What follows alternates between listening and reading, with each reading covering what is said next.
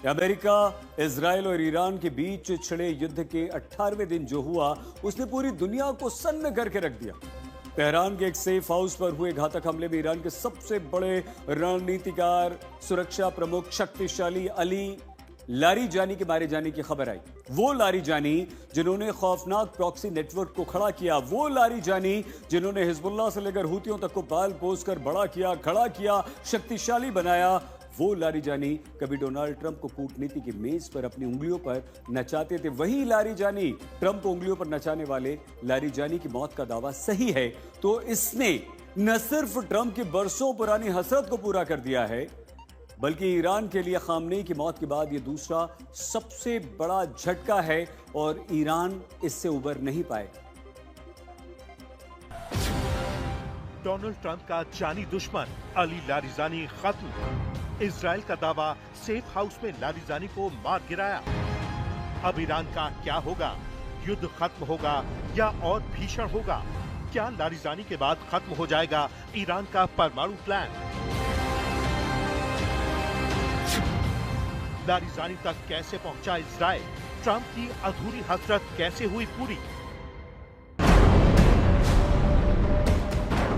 Iran के आसमान में जब कल रात आग बरसी तो न सिर्फ इमारतें ध्वस्त हुई, बल्कि दावा ये भी है कि ईरान और इस जंग के मास्टरमाइंड अली लारीजानी की मौत हो गई।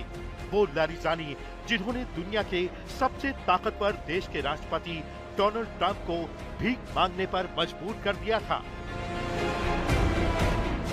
अगर लारीजानी की मौत का दावा सही है तो जंग के 18वें दिन इजराइल ने वो कर दिखाया जिसके लिए डोनाल्ड ट्रंप ने अपनी पूरी राजनीतिक साख और अरबों डॉलर दांव पर लगा दिए थे। आपको बता दें कि इजरायली सेना ने ये भी बताया है कि लारीजानी के साथ बसीज पैरामिलिट्री फोर्स के कमांडर गुलाम रेजा सुलेमानी को भी मार गिराया गया। बीती रात ईरान में अलग अलग हमलों में 1 दर्जन से ज्यादा बसीज अधिकारियों को निशाना बनाया गया, जिसमें बसीज बलों के प्रमुख गुलाम रेजा सुलेमानी भी शामिल हैं। ये अमेरिका और इजराइल का जॉइंट ऑपरेशन था। इजराइल के रक्षा मंत्री इजराइल काट्ज ने कहा है कि लारीजानी और बसीज कमांडर को खत्म कर दिया गया है और वो उन लोगों के साथ जा मिले हैं जिन्हें इजराइल पहले ही मार चुका है। ईरान के सुरक्षा प्रमुख लारीजानी आखिरी बार शुक्रवार को तेहरान में आयोजित अल कुद्स डे की रैली में दिखाई दिए थे कि ईरान पर हमला दुश्मनों के डर को दिखाता है।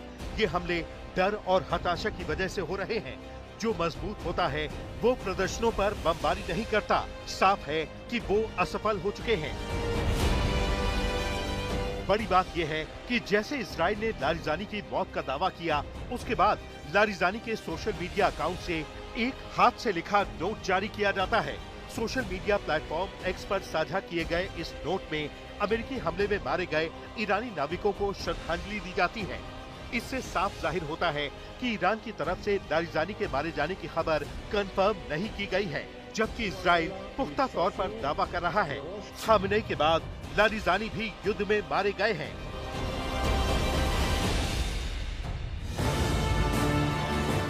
लारीजानी की मौत की खबर उस ऐलान के ठीक बाद आई है जब उन्होंने दुनिया भर के मुसलमानों और इस्लामिक देशों की सरकारों को एक ओपन लेटर लिखा और लेटर में लारीजानी ने कहा कि ज्यादातर इस्लामी देशों ने केवल बयान दिए लेकिन ईरान के साथ मजबूती से खड़े नहीं हुए।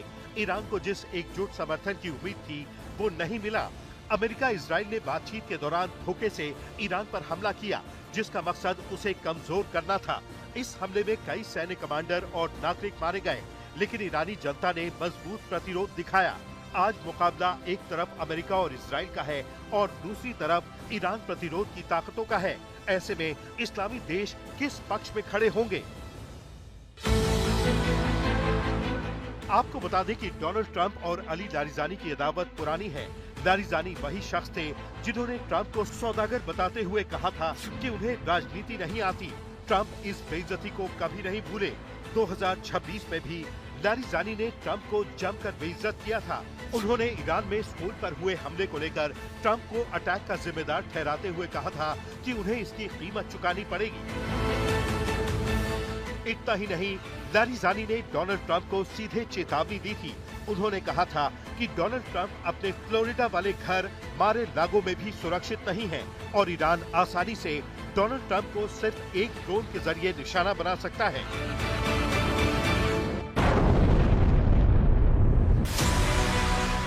ईरान के लिए लारिजानी कोई साधारण नेता नहीं है। उन्हें ईरान के प्रॉक्सी साम्राज्य यानी हिजबुल्लाह, हमास और हुती का असली आर्किटेक्ट कहा जाता है। इजरायली रक्षा मंत्री काट्ज ने उन्हें विनाश का कार्यक्रम चलाने वाला सिर बताया है। इजरायल के दावे के बावजूद हिजबुल्लाह से लेकर हुतियों तक फैला ईरान का वो खौफनाक नेटवर्क अब बिना दिमाग के शरीर जैसा हो जाएगा। लारिजानी की मौत का दावा सच है, सही है तो सच ये भी है कि ईरान का सबसे खतरनाक हथियार भी अब अनाथ हो जाएगा। कैसे, आइए हम आपको दिखाते हैं।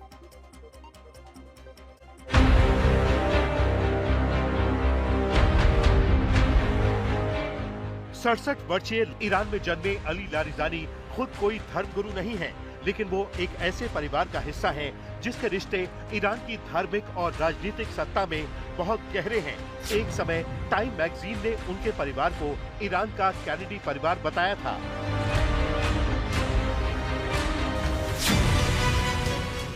लारिजानी के पिता एक ग्रैंड आयतुल्लाह यानी बहुत बड़े धर्मगुरु थे।